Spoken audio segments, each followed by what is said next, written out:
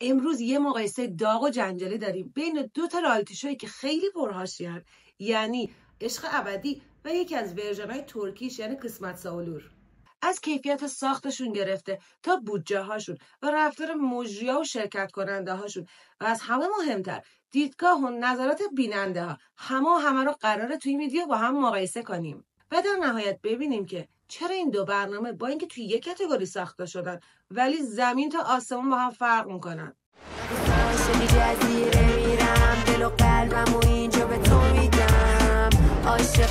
Yetişin kısmetuslar, canlarım, ciğerlerim, bebeklerim. Ay vallahi başlıyoruz. اینم بهتون میگم که همزمان با این گپ جنجالی قرار میکاپ مجری قسمت سالور هم براتون اجرا کنم. اگه از این ویدیو خوب استقبال باشه یه ویدیو دیگه هم میسازم و مقایسه میکنم عشق ابدی و با اون یکی ورژن ترکیش یعنی عشق عادسی.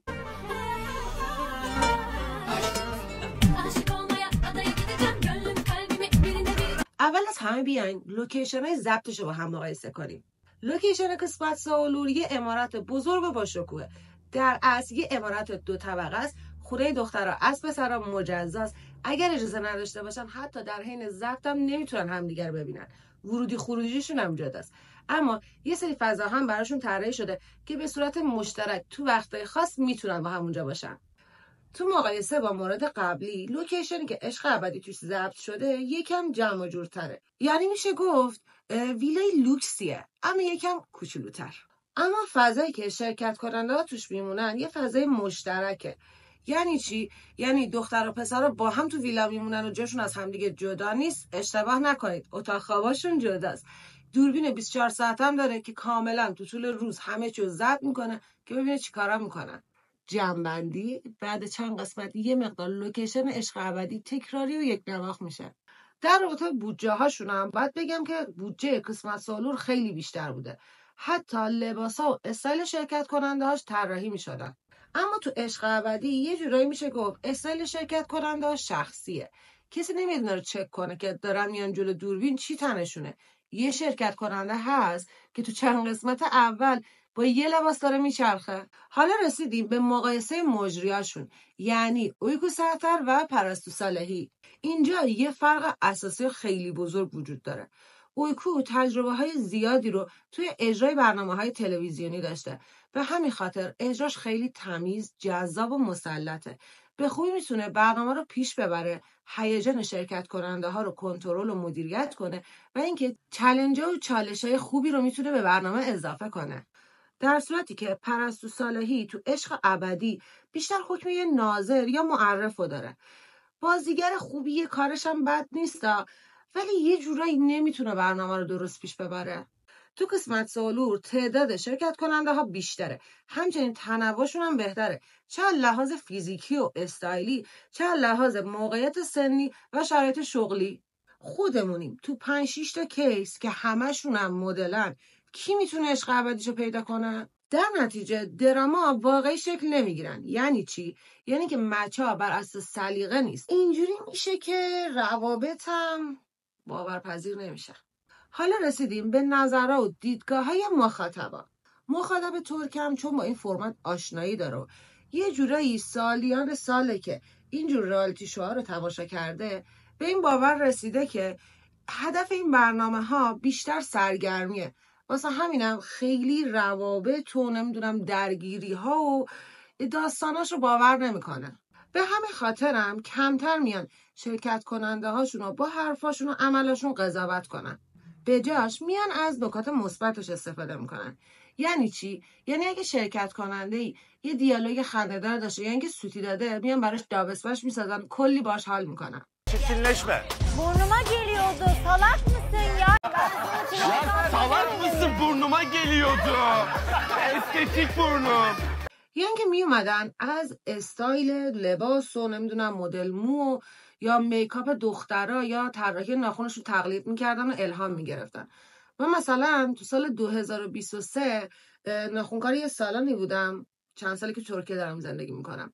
اون زمان اکثر مشتریام ازم میخواستن که براشون ناخن جانسل یا اینکه الیف رو به طراحی کنم. یا من میدیدم که ویترین مغازه ها و آنلاین شاپ ها رفته رفته با لباسایی که شرکت کننده ها تو اون هفته پوشیدن تغییر میکرد. من تو این چند روزه تو فضای مجازی زیاد دیدم که مخاطبای ایرانی نوشتن دختر و پسرایی که تو عشق ابدیان چجوری میخوان بعدها ازدواج کنن، خانواده های طرف مقابلشون چه فکری راجبشون میتونن داشته باشن. من خودم به شخصه مطمئنم که خانواده های ترک تو اینجور مسائل ذهنای بسته تری دارن و اینکه خیلی سختگیرترن. تو اطرافیانم دیدم. اما چون میدونن که اینجور برنامه ها فقط شوه، یعنی اینکه یه سناریو رو فرض کن که یه بازیگر داره اجرا میکنه، به خاطر همین خیلی روش حساس نیستن و اینکه شرکت کننده های سابق قسمت و علور به راحتی ازدواج کردن. فیلماش هم تو فضای مجازی هست. آهان یه نمونه اخیرش آیبوکه شرکت کننده 2023 همین روزا فیلمای نامزدیش تو فضای مجازی ترکونده و مخاطبای قسمت علور رو مخاطبای تیک تاک دارن کلی براش ویدیو میسازن و بهش تبریک میگن.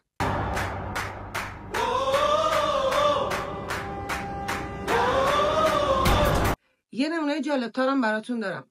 یکی از شرکت کننده های همون دوره که اسمش هم سیبله الان توی برنامه تلویزیونی جدیدم شرکت کرده و تو برنامه تو پخشای اخیرش گفته که تو دبی با یه پسر ایرانی آشنا شده، یه 6 ماهی هست که نامزدن و به زودی هم ازدواج میکنن. پس بی خودی ذهنتون رو درگیر اینجور مسائل نکنید. شرکت تو همچین برنامه ها نمیتونه مشکل ایجاد کنه. یه نکته که جای بحث داره هماهنگی بین کادر تولید و شرکت کننده ها و مجریه.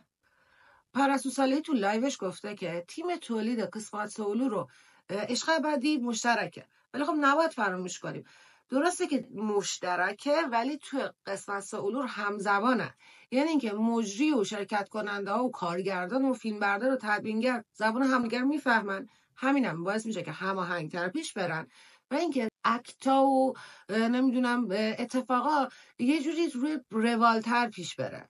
در صورتی که شرکت کننده های عشق ابدی وقتی که ضبط تمام شد و پخش شروع شد نشستن و برنامه رو دیدن خودشون کلی سورپرایز شدن، چون قسمت ها اونجوری که توقع داشتن از آب در نیامده بود.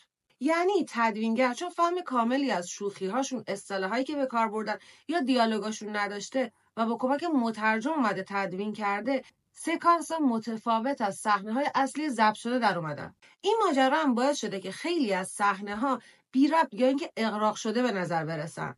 وقتی که پخش برنامه قسمت علور تموم شد و تاریخ قرارداد شرکت کننده ها با تیم تولید به تهش رسید، خیلی از این شرکت کننده ها به برنامه‌های یوتیوبی یا پلتفرم‌های دیگه دعوت شدن و اونجا هم خیلی صادقانه اومدن گفتن که قصدشون از اینکه رفتن تو اون برنامه‌ها فقط و فقط بیشتر دیده شدن بوده و رابطه هاشون اونجا فیک بوده و برای پیدا کردن یه زوج یا پارتنر نرفته بودن. این موضوع هم صداقت اینجور برنامه‌ها رو با مخاطبان نشون داد. امیدوارم که این ویدیو رو دوست داشته باشید. اگه دوستش داشتید حمایت یادتون نره. لایک کنید، کامنت بذارید و بگید که دوست دارید در مورد چه موضوعاتی من ویدیو بسازم و اینکه سابسکرایب کنید تا ویدیوها و ماجراهای بعدی رو از دست ندید.